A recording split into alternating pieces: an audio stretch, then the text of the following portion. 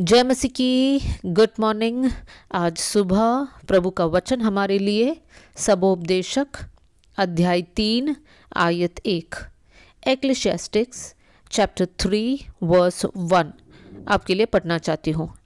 हर एक बात का एक अवसर और प्रत्येक काम का जो आकाश के नीचे होता है एक समय है।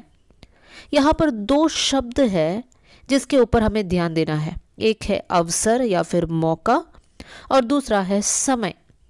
मेरे प्रियो, परमेश्वर ये दोनों हमारे जीवन में देता है। कौन सी दो बातें देता है?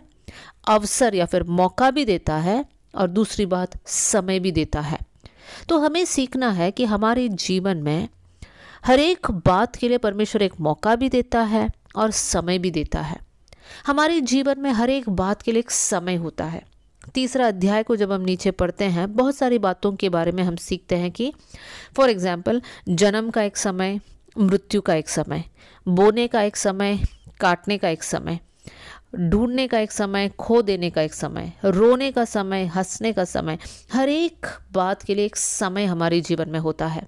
तो मेरे प्रियो, इस आयत से हम आज ये सीखने जा रहे हैं कि परमेश्वर हमारे जीवन में मौका भी देता है और समय भी देता है, लेकिन ये बात हमारे हाथ में है कि हम इसका सदुपयोग कैसे करें। तो आज मैं एक 5 या 6 बातों को आपके सामने रखना चाहती हूँ।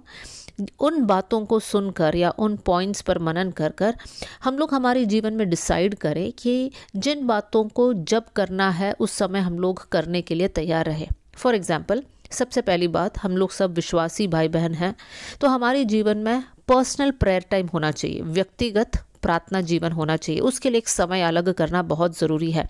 मेरे प्रियो, अब हम जीवित हैं इस पृथ्वी पर तो हमारे लिए समय है प्रार्थना करने का, लेकिन जब हम इस पृथ्वी छोड़कर जाएंगे उस समय हम प्रार्थना नहीं कर पाएंगे। तो अब समय है, प्रार्थना कीजिए। दूसरी बात, बाइबल अध्ययन कीजिए, बाइबल को पढ़िए, उसको कंठस्थ करने की कोशिश कीजिए या याद करने की कोशिश कीजिए और उससे आप उस पर मनन कीजिए कि इसमें से मैंने क्या सीखा। तो बाइबल स्टडीज़ के लिए भी एक समय को आपको अलग रखना है। तीसरी बात, आपका जीवन में और भी बहुत सारी बातें हैं। फॉर एग्जांपल, आप नौकरी जाने वाले लोग होंगे या फिर स्कूल या कॉलेज में पढ़ाई करने वाले स्टूडेंट्स होंगे, उसके लिए भी एक समय है। आप पूरी ज़िंदगी स्कूल नहीं जा सकते हैं या कॉलेज नहीं जा सकते हैं, लेकिन जब आप जा रहे हैं तो जिस काम के लिए आप जाते हैं उसको कीजिए, पढ़ाई कीजिए।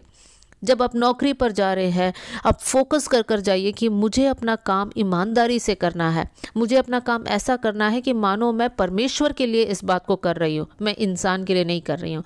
तो उसके लिए भी एक समय है और एक मौका भी है। तो उस मौके पर आप फ़ायदा उठाना है या फिर उसको, उस अपॉर्चुनिटी को आपको ग्रैब करना है और अपना काम को समय पर पूरा करना है। चौथी बात, परमेश्वर ने हम सबको एक परिवार दिया है। अगर आप शादीशुदा एक इंसान हैं तो आपको अपना जीवन साथी के लिए समय निकालना है, आपको अपने बच्चों के लिए समय निकालना है, बच्चे माता पिता के लिए समय निकालें। मेरे प्रियो, एक समय ऐसा आएगा जब हमारे बच्चे बड़े हो जाएंगे, शादी कर कर जाएंगे, उनका अपना परिवार होगा, फिर उन लोगों के प्रति हम उतना समय नहीं निकाल पाएंगे क्योंकि वो लोग भी अपने जीवन में व्यस्त होंगे। जब हमारे बच्चे छोटे हैं तो हम इतना भी बिजी ना हो कि हम हमारे बच्चों के साथ समय नहीं बिता पा रहे हैं। दुख की बात है, बहुत सारे पेरेंट्स को नहीं पता है कि आपके बच्चे कौन से क्लास में पढ़ रहे हैं, या फिर आपको ये मालूम होगा कि कौन से क्लास में पढ़ रहे हैं लेकिन कौन से सेक्शन में है, या उनका पसंद क्या है, उनको कौन सा स्पोर्ट्स में इंटरेस्ट है, कौन सा एक्टिविटी करना उनको अच्छा लगता है। ये बातें हमें पता नहीं है क्योंकि हम लोग दूसरे बातों में इतना व्यस्त है कि हम बच्चों के लिए समय नहीं निकाल पा रहे हैं। मेरे प्रियो, इन बातों पर ध्यान दीजिए, परिवार के लिए समय निकालिए। अगला 5th पॉइंट मैं आपके सामने रखना चाहती हूँ। आप सबका हॉबीज़ होगा, आप कुछ बातों को करना पसंद कर रहे होंगे, लेकिन आप उन बातों को अपने जीवन से टाल रहे कि बाद में करेंगे, बाद में करेंगे। मेरे प्रियो, समय इतना जल्दी निकल जाता है कि बहुत जल्दी हम लोग ऐसे समय पर पहुंच जाएंगे जहां पर हमें कुछ करने का इंटरेस्ट ही ना रह जाएगा। तो इसलिए हमें ध्यान देना है, जिन बातों को आप करना चाहते हैं, हो सकता है वो म्यूज़िक है, हो सकता है वो रीडिंग है, किताबों को पढ़ना है, हो सकता है पेंटिंग है, हो सकता है सिलाई करना है, जो आपका हॉबी है, जो आपका पसंदीदार काम है, उन बातों के लिए समय को अलग कीजिए मेरे प्रियो। नहीं तो एक दिन हम पछताएंगे कि मैं ये करना चाहा लेकिन मेरे पास समय नहीं था, या फिर समय था लेकिन मौका नहीं था। मेरे प्रियो, परमेश्वर मौका भी देता है, परमेश्वर समय भी देता है। छठवीं बात बोलकर मैं यहाँ पर समाप्त करना चाहती हूँ मेरे प्रियो, हमारे जीवन में एक्सरसाइज के लिए भी समय होना चाहिए। अपना शरीर पर हमें ध्यान देना है। बहुत से वक्त हम लोग इतना व्यस्त हो जाते हैं कि हमारा शरीर को जो व्यायाम की ज़रूरत है उन बातों पर हम ध्यान नहीं देते हैं। तो वॉकिंग है तो वॉकिंग, रनिंग है तो रनिंग, अगर स्किपिंग है तो स्किपिंग, जो भी आप अपना शरीर के लिए करते हैं उसको कीजिए मेरे प्रियो। अब वो समय है कि आप अपना शरीर का भी ख्याल रखें।